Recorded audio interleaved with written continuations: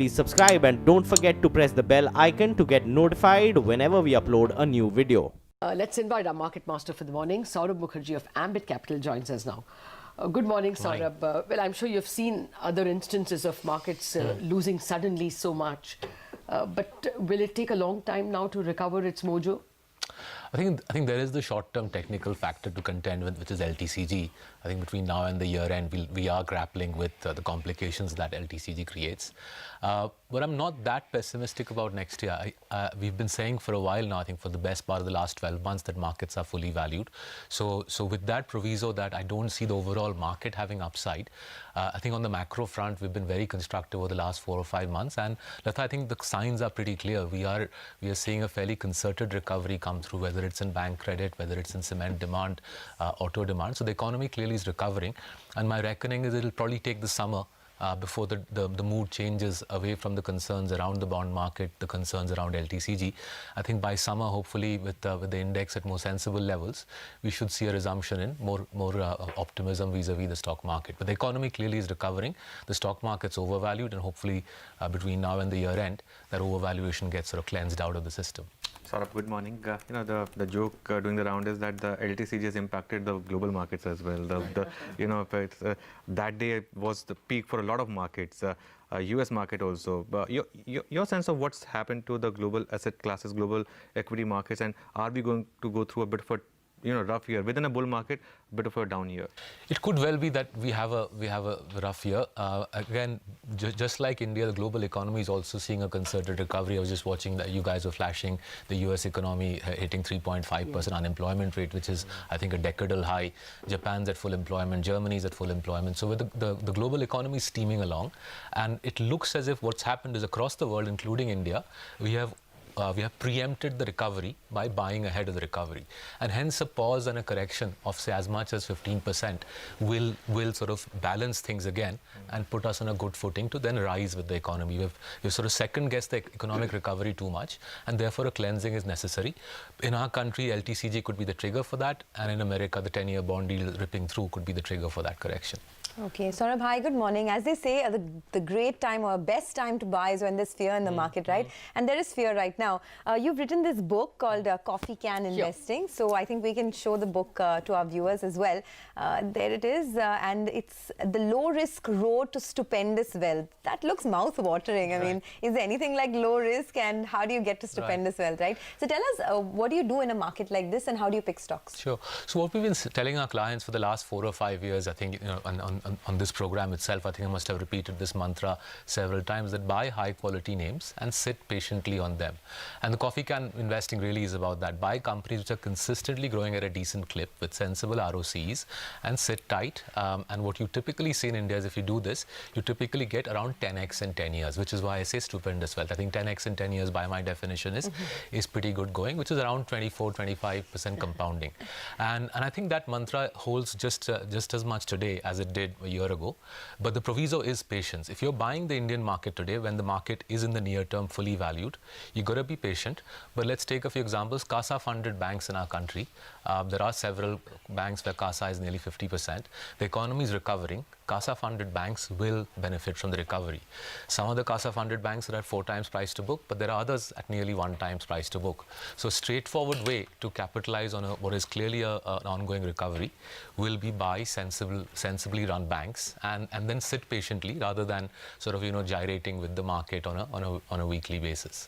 But what is your definition of good companies? Right. Because things look good now. Like graphite looked very good a year ago. All the way for the last 10 months. So what would you call a good company? So I think what has alarmed me over the last 12 months is there's been a lot of buying of companies which are clearly not good. They're neither good in terms of sustainable earnings performance, nor good from an accounting perspective. So good in our definition, and the simple definition of Coffee Can is, if you can grow revenues in India at least 10% for 10 consecutive years, with a return on capital employed of 15%, you are right up there. You're sort of, this is not nirvana in our country.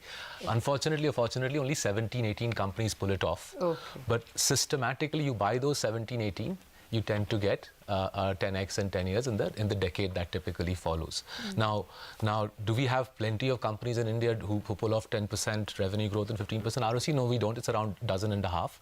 But using that construct, you can even buy smaller cap stocks, which have, I'd say, a good 5-6 years of sensible growth, clean accounting. And the interesting thing is those stocks haven't run up nearly as much as the stocks with weaker accounting and shady fundamentals. And that was, I think, the really alarming part about October, November, December. Really shady companies were rocketing through on high volumes. Okay, you said... Just 1 second, Sonia. Just want to point out a couple of stocks where we are seeing massive surge now. I think SRF now is really your stock of the moment.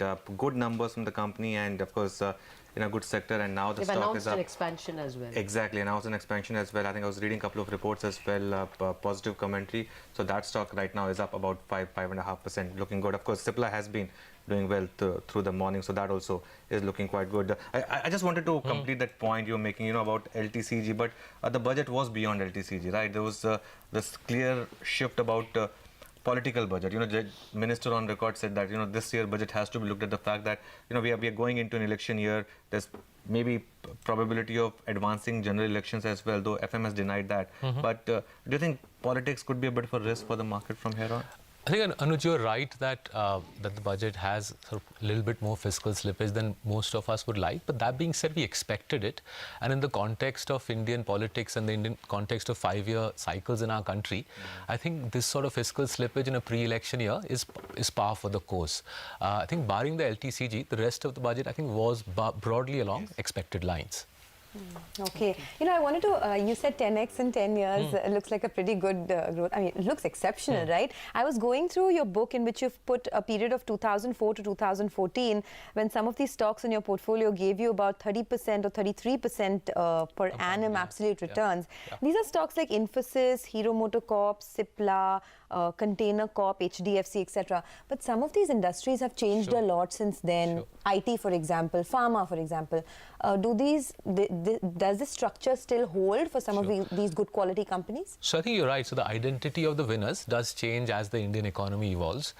So for example, over the last couple of years, the coffee can portfolio has had companies from the building materials sector. So I think there's a pipe company which consistently shows up in the coffee can portfolio.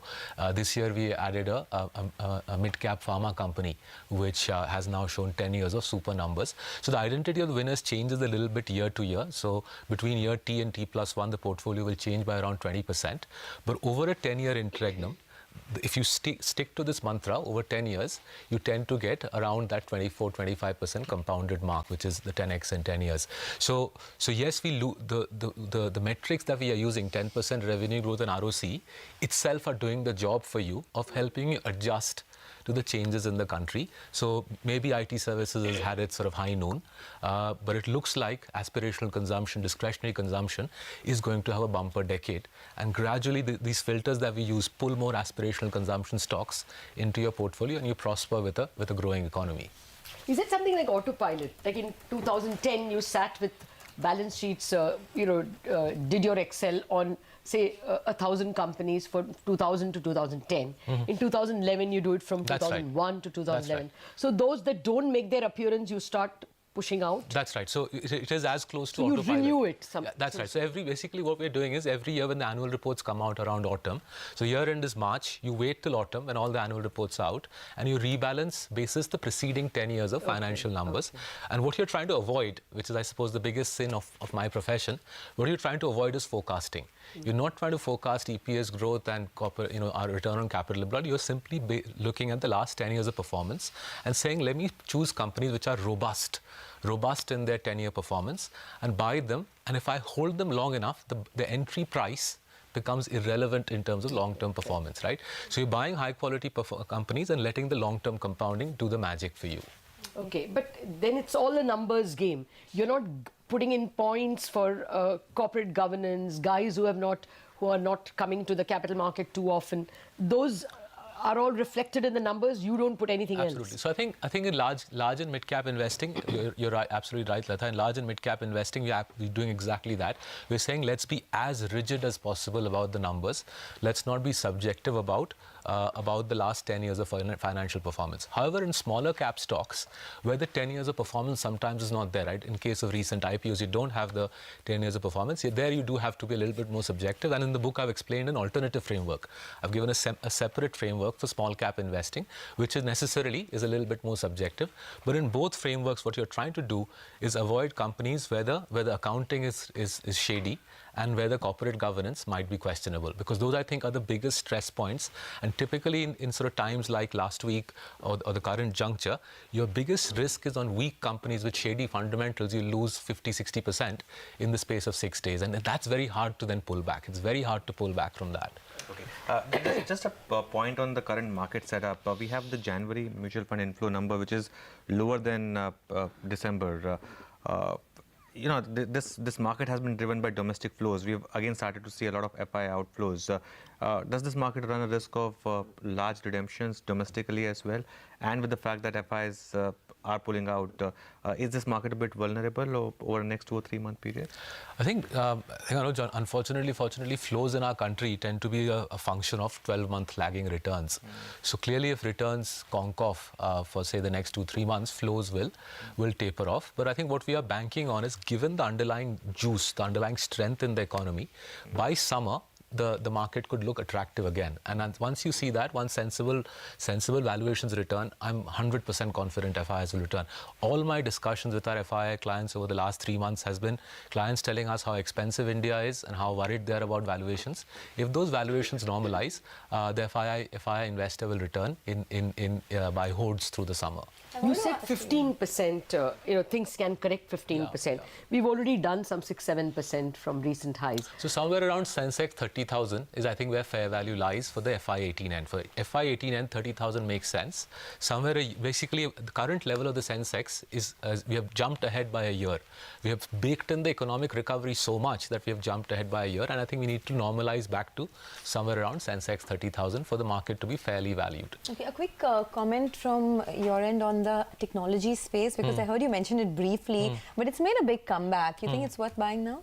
So we've been plugging it pretty firmly for the last 6 months. I think on every opportunity you've given me, I've said buy large cap IT stocks.